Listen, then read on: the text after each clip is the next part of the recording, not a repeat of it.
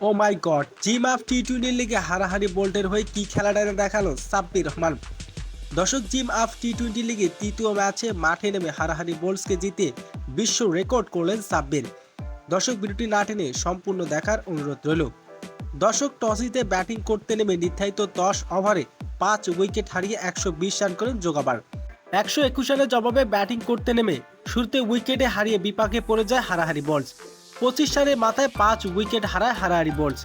এরপর মাঠে নামেন সাব্বির রহমান। কুশাল পেরেরার সাথে লম্বা জুটি গড়েন সাব্বির। আজকের ম্যাচে দুর্দান্ত খেলেছেন। হারাহারি বোল্টসকে জিতে তেমন একটা চাপে পড়তে হয়নি।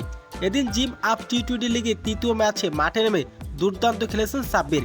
মাত্র 25 বলে 70 রানের বিধ্বস্তি এক ইনিংস খেলেছেন। হারাহারি বোল্টসকে জিতিয়ে নতুন এক বিশ্ব রেকর্ড করলেন সাব্বির। দর্শক, সাব্বিরের এমন দুর্দান্ত ব্যাটিং আপনার কেমন লেগেছে জানিয়ে দিন আপনার মূল্যবান মতামতটি।